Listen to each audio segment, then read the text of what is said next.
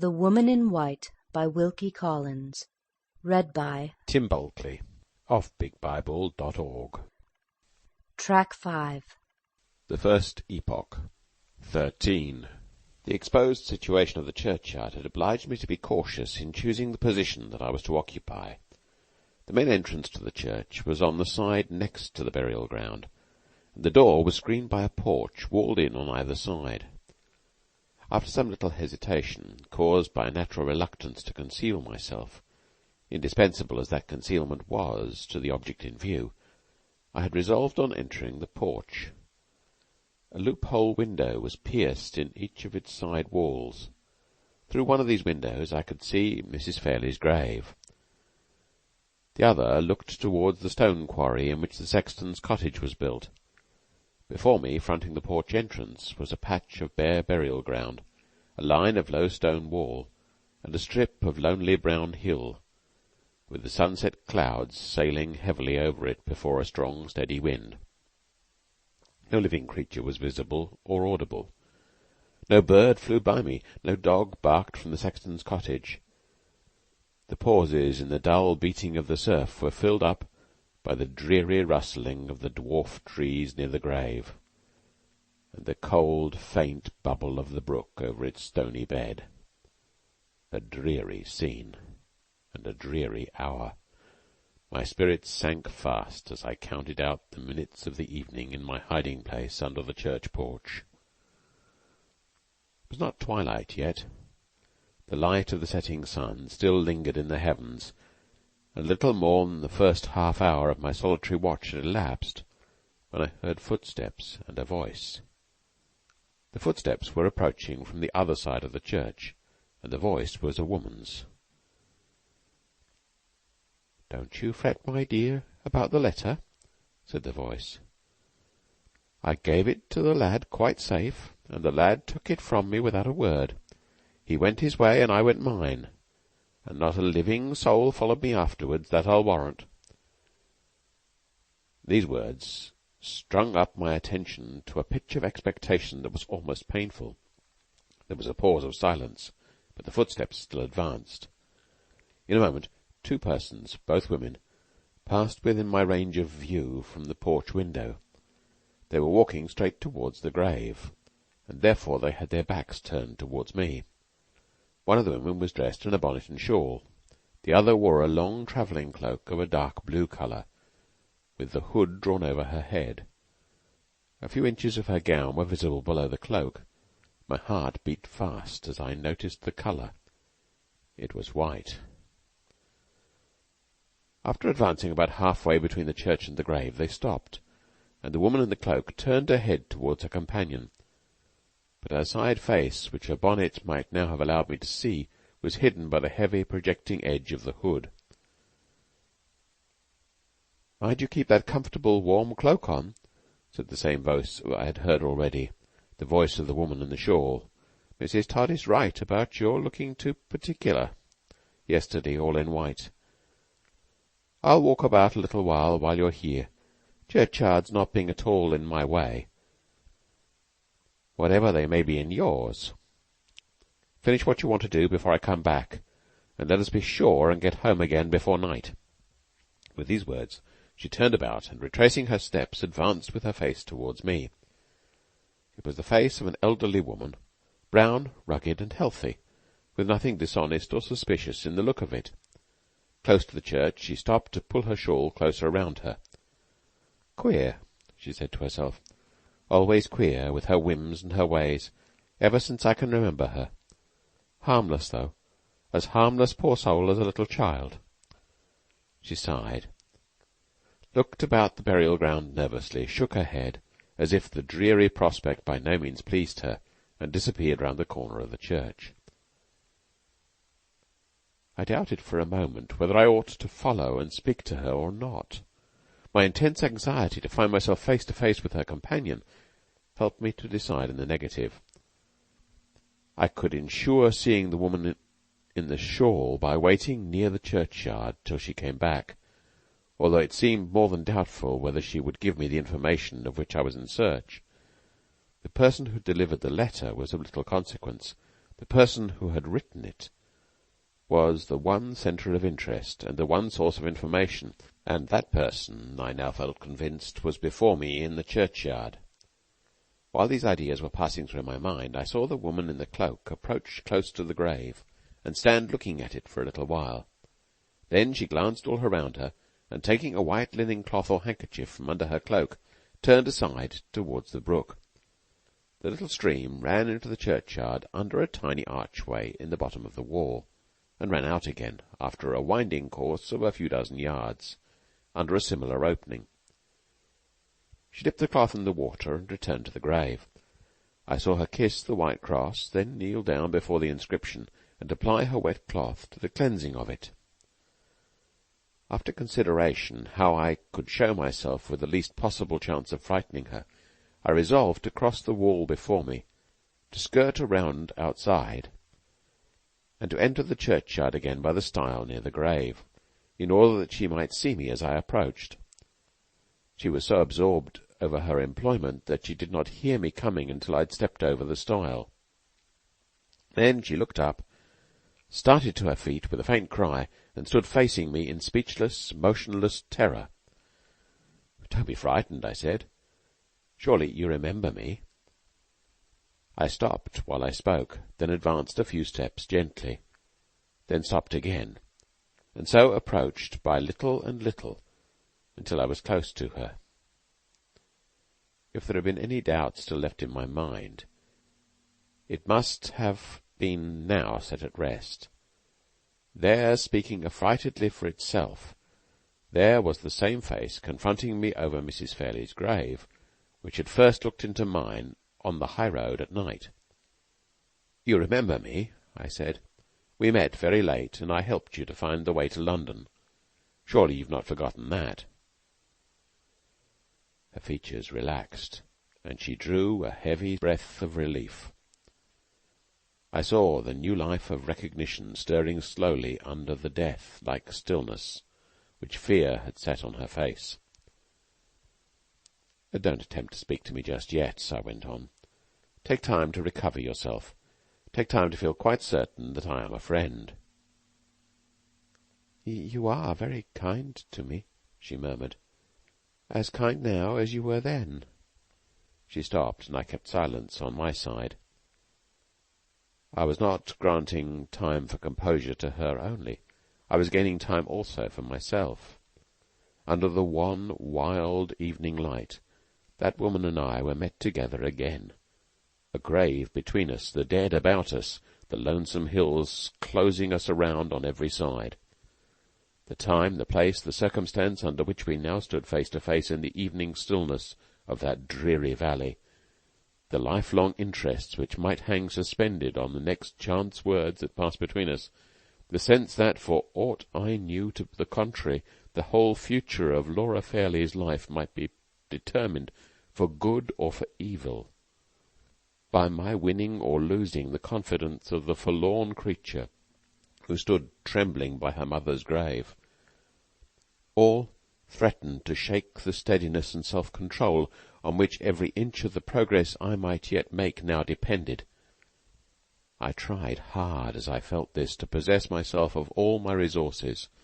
I did my utmost to turn the few moments for reflection to the best account.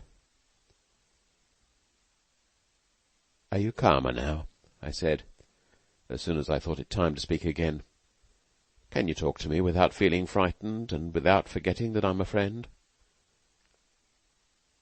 "How did you come here?" she asked, without noticing what I had just said to her. "Don't you remember my telling you when we last met that I was going to Cumberland? I've been in Cumberland ever since. I've been staying all the time at Limmeridge House." "At Limmeridge House?"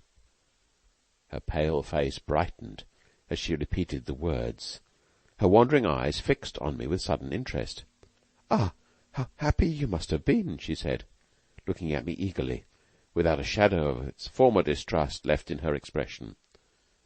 I took advantage of her newly aroused confidence in me to observe her face, with an attention and a curiosity which I had hitherto restrained myself from showing for caution's sake. I looked at her with my mind full of that other lovely face, which had so ominously recalled her to my memory on the terrace by moonlight. I had seen Anne Catherick's likeness in Miss Fairlie. Now I saw Miss Fairlie's likeness in Anne Catherick. Saw it all the more clearly because the points of dissimilarity between the two were presented to me as well as the points of resemblance. In the general outline of the countenance and general proportion of the features, in the colour of the hair, and in the little nervous uncertainty about the lips, in the height and size of the figure and the carriage of the head and body, the likeness appeared even more startling than I had ever felt it to be yet. But there the resemblance ended, and the dissimilarity in details began. The delicate beauty of Miss Fairlie's complexion, the transparent clearness of her eyes, the smooth purity of her skin, the tender bloom of colour on her lips, were all missing from the worn, weary face that was now turned towards mine. Although I hated myself for even thinking such a thing, still, while I looked at the woman before me, the idea would force itself into my mind that one sad change in the future was all that was wanting to make the likeness complete, which I now saw to be so imperfect in detail. If ever sorrow and suffering set their profaning marks on the youth and beauty of Miss Fairlie's face, then and then only, Anne Catherick and she would be the twin sisters of chance resemblance, the living reflections of one another. I shuddered at the thought. There was something horrible in the blind, unreasoning distrust of the future, which the mere passage of it through my mind seemed to imply. It was a welcome interruption to be roused by feeling Anne Catherick's hand laid on my shoulder. The touch was as stealthy and as sudden as that other touch which had petrified me from head to foot on the night when we first met. "You are looking at me, but you are thinking of something," she said, with her strange, breathless rapidity of utterance. "What is it?" "Nothing extraordinary," I answered. "I was only wondering how you came here." "I came with a friend who is very good to me. I've only been here 2 days." "And you found your way to this place yesterday?" "How do you know that?" "I only guessed it." She turned from me and knelt before the inscription once more. "Where should I go if not here?" she said. "The friend who was better than a mother to me is the only friend I have to visit in Limmeridge. Oh, it makes my heart ache to see a stain on her tomb. It ought to be kept as white as snow, for her sake. I was tempted to begin cleaning it yesterday, but I can't help coming back to go on with it today. Is there anything wrong in that? I hope not. Surely nothing can be wrong that I do for Mrs. Fairlie's sake." The old grateful sense of her benefactress's kindness was evidently the ruling idea still in the poor creature's mind, the narrow mind, which had but too plainly opened to no other lasting impression since that first impression of her younger and happier days. I saw that my chance of winning her confidence lay in encouraging her to proceed with the artless employment which she had come to the burial-ground to pursue. She resumed it at once, on my telling her that she might do so, touching the hard marble as tenderly as if it had been a sentient thing, and whispering the words of the inscription to herself over and over again, as if the lost days of her girlhood had returned, and she was patiently learning her lessons once more at Mrs. Fairlie's knees. "Should you wonder very much," I said, preparing the way as cautiously as I could for the questions that were to come, "if I owned that it is a satisfaction to me as well as a surprise to see you here? I felt very uneasy about you after you left me in the cab." She looked up quickly and suspiciously. "Uneasy?" she repeated. "Why?" "A strange thing happened after we parted that night. 2 men overtook me in a chaise. They did not see where I was standing, but they stopped near me and spoke to a policeman on the other side of the way." She instantly suspended her employment. The hand holding the damp cloth with which she had been cleaning the inscription dropped to her side. The other hand grasped the marble cross at the head of the grave. Her face turned towards me slowly, with the blank look of terror set rigidly on it once more. I went on at all hazards. It was too late now to draw back. "The two men spoke to the policeman," I said, "and asked him if he had seen you. He had not seen you, and then one of the men spoke again, and said you had escaped from his asylum." She sprang to her feet, as if my last words had set the pursuers on her track.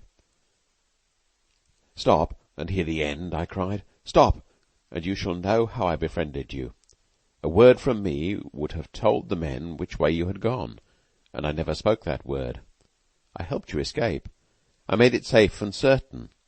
Think, try to understand what I tell you." My manner seemed to influence her more than my words. She made an effort to grasp the new idea. Her hands shifted the damp cloth hesitatingly from one to the other, exactly as they had shifted the little travelling bag on the night when I first saw her. Slowly, the purpose of my words seemed to force its way through the confusion and agitation of her mind. Slowly, her features relaxed, and her eyes looked at me with their expression gaining in curiosity what it was fast losing in fear. "You don't think I ought to be in the asylum, do you?" she said. "Certainly not. I'm glad you escaped from it. I'm glad I helped you."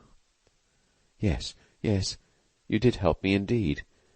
You helped me at the hard part," she went on a little vacantly. "It was easy to escape, or I should not have got away.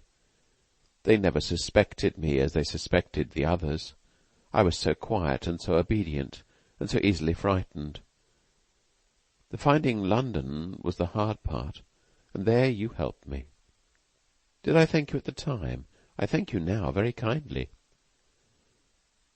"Was the asylum far away from where you met me? Come, show that you believe me to be your friend, and tell me where it was." She mentioned the place, a private asylum, as its situation informed me, a private asylum not very far from the spot where I'd seen her, and then, with evident suspicion of the use to which I might put her answer, anxiously repeated her former inquiry. "You don't think I ought to be taken back, do you?"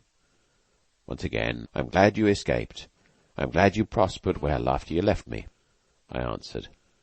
"You said you had a friend in London to go to. Did you find the friend?" "Yes, it was very late, but there was a girl up at needlework in the house, and she helped me to rouse Mrs. Clements. Mrs. Clements is my friend, a good, kind woman, but not like Mrs. Fairley. Ah, nobody is like Mrs. Fairley." "Is Mrs. Clements an old friend of yours? Have you known her a long time?" "Yes, she was a neighbour of ours once at home in Hampshire, and liked me and took care of me when I was a little girl, years ago. She went away from us and wrote down in my prayer book for me where she was going to live in London, and said, 'If you're ever in trouble, Anne, come to me. I have no husband alive to say me nay, and no children to look after. I will take care of you.' Kind words, were they not? I suppose I remember them because they were kind. It's little enough I remember besides. Little enough. Had you no mother or father to take care of you?" "Father, I never saw him. I never heard mother speak of him. Father, ah dear, he is dead, I suppose." "And your mother?" "I don't get on well with her. We are a trouble and a fear to each other." "A trouble and a fear to each other?"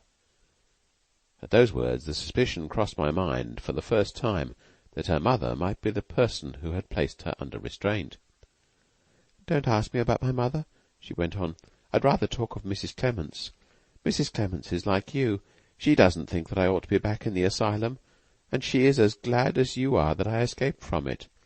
She cried over my misfortune, and said it must be kept secret from everybody." "Her misfortune?" In what sense was she using that word? In a sense which might explain her motive in writing the anonymous letter? In a sense which might show it to be the too common and too customary motive that has led many a woman to interpose anonymous hindrances to the marriage of the man who has ruined her? I resolved to attempt the clearing up of this doubt before more words passed between us on either side. "What misfortune?" I asked. "The misfortune of my being shut up," she answered, with every appearance of feeling surprised at my question. "What other misfortune could there be?" I determined to persist as delicately and forbearingly as possible. It was of very great importance to me that I should be absolutely sure of every step in the investigation which I now gained in advance. "There is another misfortune," I said, "to which a woman may be liable, and by which she may suffer lifelong sorrow and shame." "What is it?" she asked eagerly. "The misfortune of believing too innocently in her own virtue, and in the faith and honour of the man she loves," I answered. She looked up at me with the artless bewilderment of a child. Not the slightest confusion or change of colour, not the faintest trace of any secret consciousness of shame struggling to the surface appeared in her face. That face which betrayed every other emotion with such transparent clearness. No words that ever were spoken could have assured me, as her look and manner now assured me, that the motive which I had assigned for her writing the letter and sending it to Miss Fairley was plainly and distinctly the wrong one. That doubt, at any rate, was now set at rest, but the very removal of it opened a new prospect of uncertainty. The letter, as I knew from positive testimony, pointed to Sir Percival Glyde, though it did not name him. She must have had some strong motive, originating in some deep sense of injury, for secretly denouncing him to Miss Fairley in such terms as she had employed, and that motive was unquestionably not to be traced to the loss of her innocence and her character. Whatever wrong he might have inflicted on her, it was not of that nature. Of what nature could it be? "I don't understand you," she said, after evidently trying hard and trying in vain to discover the meaning of the words I had last said to her. "Never mind," I answered. "Let's go on with what we were talking about. Tell me how long you stayed with Mrs. Clements in London, and how you came here." "How long?" she repeated. I stayed with Mrs. Clements till we both came to this place 2 days ago." "You're living in the village, then?" I said. "It is strange that I should not have heard of you, though you've only been here 2 days." No, not in the village. 3 miles away at a farm. Do you know the farm? They call it Todd's Corner." I remembered the place perfectly.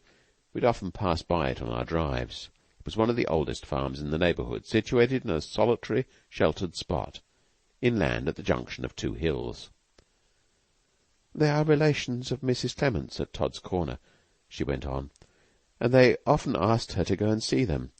She said she would go and take me with her, for the quiet and the fresh air. It was very kind, was it not? I should have gone anywhere to be quiet and safe and out of the way, but when I heard that Todd's Corner was near Limmeridge, oh, I was so happy. I would have walked all the way barefoot to get there, and see the schools and the village and Limmeridge House again. They are very good people at Todd's Corner. I hope I shall stay there a long time. There is only one thing I don't like about them, and I don't like about Mrs. Clements." "What is it?" "They will tease me about dressing all in white. They say it looks so particular." "How do they know? Mrs. Fairley knew best. Mrs. Fairley would never have made me wear this ugly blue cloak.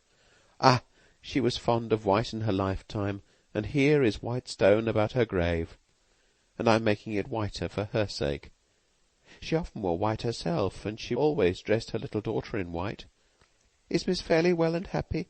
Does she wear white now, as she used when she was a girl?" Her voice sank when she put the questions about Miss Fairley, and she turned her head further and further away from me. I thought I detected, in the alteration of her manner, an uneasy consciousness of the risk she had run in sending the anonymous letter, and I instantly determined so to frame my answer as to surprise her into owning it. "Miss Fairley was not very well or very happy this morning," I said. She murmured a few words, but they were spoken so confusedly and in such a low tone that I could not even guess what they meant. "Did you ask me why Miss Fairlie was neither well nor happy this morning?" I continued. "No," she said quickly and eagerly. "Oh, no, I never asked that." "I will tell you without your asking," I went on. "Miss Fairlie has received your letter." She had been down on her knees for some little time past, carefully removing the last weather stains left about the inscription while we were speaking together. The first sentence of the words I had just addressed to her made her pause in her occupation and turn slowly without rising from her knees so as to face me. The second sentence literally petrified her. The cloth she had been holding dropped from her hands, her lips fell apart, all the little colour that there was naturally in her face left it in an instant. "How do you know?" she said faintly. "Who showed it to you?" The blood rushed back into her face, rushed overwhelmingly, as the sense rushed upon her mind that her own words had betrayed her. She struck her hands together in despair. "I never wrote it," she gasped affrightedly. "I know nothing about it." "Yes," I said, "you wrote it, and you know about it. It was wrong to send such a letter. It was wrong to frighten Miss Fairlie. If you had anything to say that it was right and necessary for her to hear, you should have gone yourself to Limmeridge House. You should have spoken to the young lady with your own lips." She crouched down over the flat stone of the grave till her face was hidden on it, and made no reply. "Miss Fairlie will be as good and kind to you as her mother was, if you meant well," I went on. "Miss Fairlie will keep your secret, and not let you come to any harm. Will you see her to-morrow at the farm? Will you meet her in the garden at Limmeridge House?" "Oh, if I could die, and be hidden and at rest with you!" Her lips murmured the words close to the gravestone, murmured them in tones of passionate endearment to the dead remains beneath. "You know I love your child for your sake. Oh, Mrs. Fairlie, tell me how to save her. Be my darling and my mother once more, and tell me what to do for the best." I heard her lips kissing the stone. I saw her hands beating on it passionately. The sound and sight deeply affected me. I stooped down and took the poor helpless hands tenderly in mine and tried to soothe her. It was useless. She snatched her hands from me, never moved her face from the stone. Seeing the urgent necessity of quieting her at any hazard and by any means, I appealed to the only anxiety that she appeared to feel in connection with me and with my opinion of her, the anxiety to convince me of her fitness to be mistress of her own actions. Come, I said quietly. "Try to compose yourself, or you'll make me alter my opinion of you. Don't let me think that the person who put you in the asylum might have had some excuse." The next words died away on my lips. The instant I risked that chance reference to the person who had put her in the asylum, she sprang up on her knees. A most extraordinary and startling change passed over her.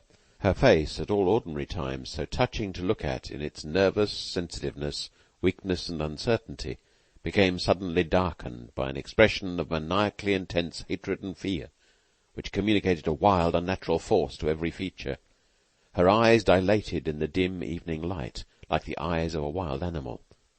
She caught up the cloth that had fallen at her side, as if it had been a living creature that she could kill, and crushed it in both her hands with such convulsive strength that the few drops of moisture left in it trickled down on the stone beneath her. "Talk of something else," she said, whispering through her teeth. "I shall lose myself if you talk like that." The very vestige of the gentler thoughts which had filled her mind hardly a minute since seemed to be swept from it now. It was evident that the impression left by Mrs. Fairlie's kindness was not, as I had supposed, the only strong impression on her memory. With the grateful remembrance of her schooldays at Limmeridge, there existed the vindictive remembrance of the wrong inflicted on her by her confinement in the asylum. Who had done that wrong? Could it really be her mother? It was hard to give up pursuing the inquiry to that final point, but I forced myself to abandon all idea of continuing it. Seeing her as I saw her now, it would have been cruel to think of anything but the necessity and the humanity of restoring her composure. "I'll talk of nothing to distress you," I said soothingly. "You want something?" she answered sharply and suspiciously. "Don't look at me like that. Speak to me. Tell me what you want." "I only want you to quiet yourself. When you're calmer, to think over what I've said." "Said?" She paused, twisted the cloth in her hands, backwards and forwards, and whispered to herself, "What is it he said?" She turned again towards me, and shook her head impatiently. "Why don't you help me?" she asked with angry suddenness. "Yes, yes," I said, "I will help you. You will soon remember. I ask you to see Miss Fairley to-morrow, and to tell her the truth about the letter. Ah, Miss Fairley, Fairley, Fairley." The mere utterance of the loved, familiar name seemed to quiet her. Her face softened and grew like itself again. "You need have no fear of Miss Fairley," I continued, "and no fear of getting into trouble through the letter. She knows so much about it already that you will have no difficulty in telling her all. There can be little necessity for concealment where there is hardly anything left to conceal. You mention no names in the letter, but Miss Fairley knows that the person you write of is Sir Percival Glyde." The instant I pronounced that name, she started to her feet, and a scream burst from her that rang through the churchyard, and made my heart leap in me with the terror of it. The dark deformity of the expression which had just left her face lowered on it once more, with doubled and trebled intensity. The shriek of the name, the reiterated look of hatred and fear that instantly followed, told all. Not even a last doubt now remained. Her mother was guiltless of imprisoning her in the asylum. A man had shut her up, and that man was Sir Percival Glyde. The scream had reached other ears than mine. On one side I heard the door of the sexton's cottage open. On the other I heard the voice of her companion, the woman in the shawl, the woman whom she had spoken of as Mrs. Clements. I'm coming, cried the voice from behind the clump of dwarf trees. In a moment more Mrs. Clements hurried into view. "Who are you?" she cried, facing me resolutely, as she set her foot on the stile. "How dare you frighten a poor helpless woman like that?"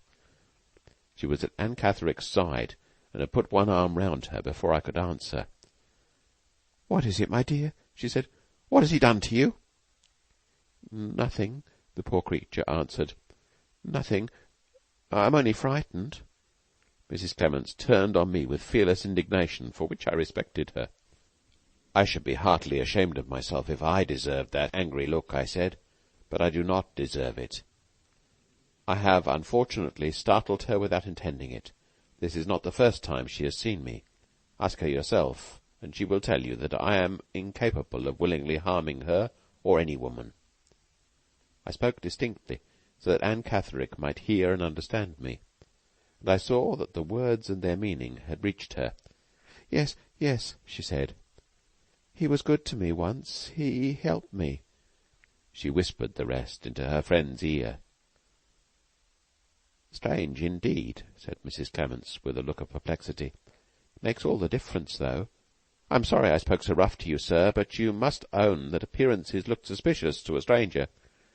It's more my fault than yours for humouring her whims and letting her be alone in such a place as this. Come, my dear, come home now."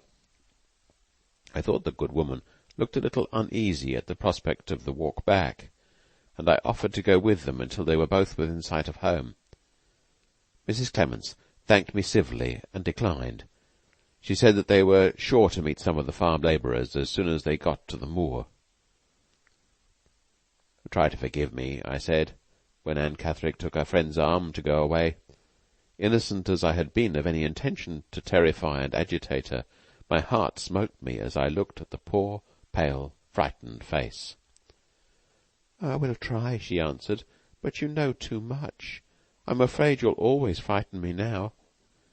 Mrs. Clements glanced at me, and then shook her head pityingly.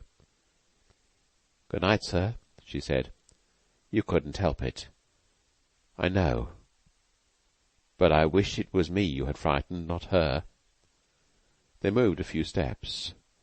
I thought they'd left me, but Anne suddenly stopped and separated herself from her friend.